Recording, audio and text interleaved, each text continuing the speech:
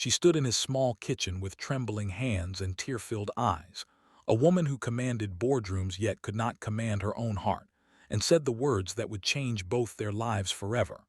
The powerful female CEO who could acquire companies with a single signature now whispered a fragile wish.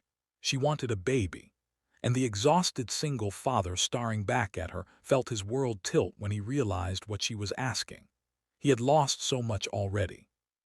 And now destiny was asking him to risk his heart again.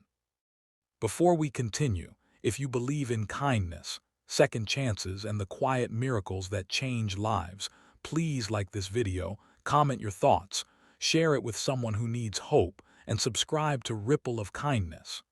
Your support helps us spread stories that truly matter. Daniel had never imagined his life would become so small. Once, he had dreams of building a business, traveling the world, and giving his wife everything she deserved. But after a sudden illness took her away, those dreams collapsed into hospital bills, sleepless nights, and the soft cries of his newborn daughter, Lily.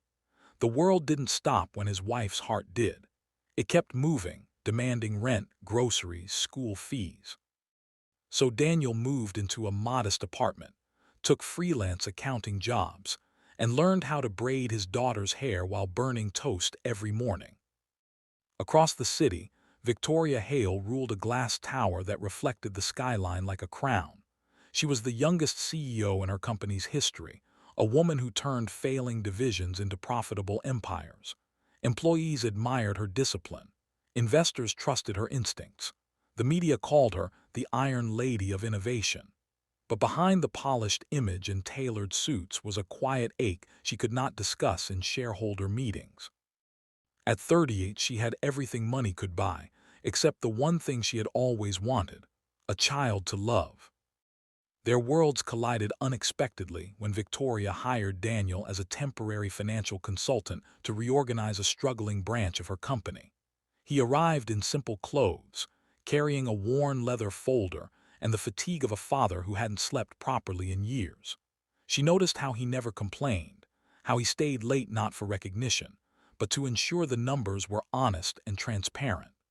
There was a sincerity about him that didn't exist in her glittering corporate circle.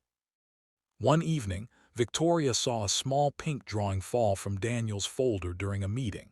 It was a crayon sketch of a man and a little girl holding hands under a crooked rainbow. At the top, in childish letters, it read, "My Super Daddy." Something in her chest tightened. She had spent years negotiating mergers worth millions, yet that simple drawing shook her more than any market crash.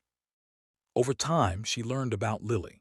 She learned how Daniel packed lunches shaped like hearts and stars, how he declined promotions that required travel because he refused to miss bedtime stories, how he carried grief quietly but refused to let it define his daughter's childhood.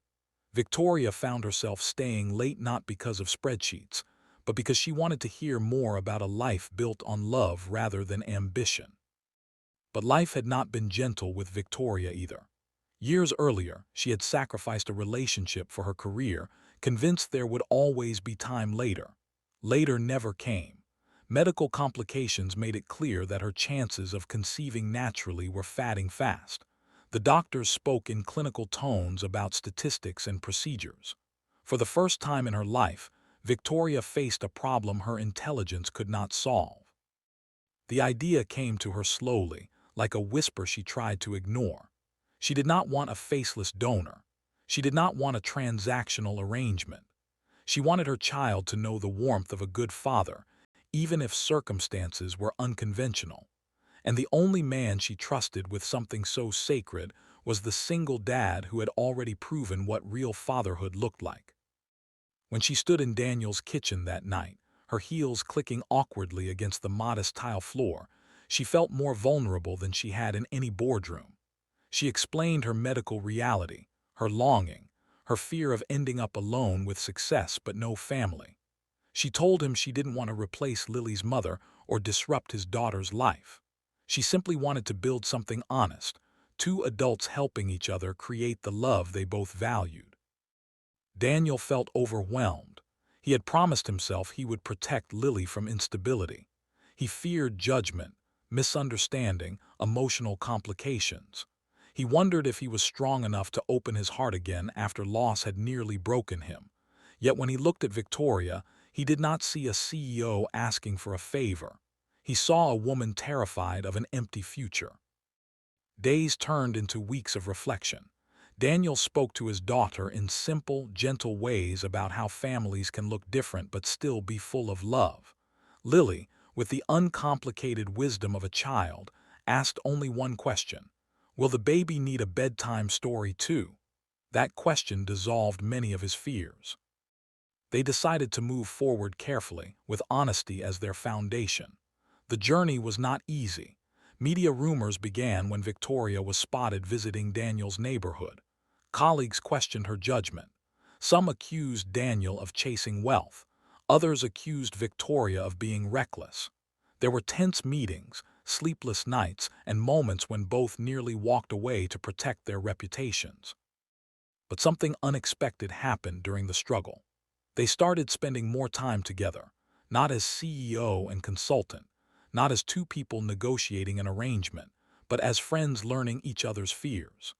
Victoria discovered the quiet comfort of sitting on a worn couch watching animated movies with Lily.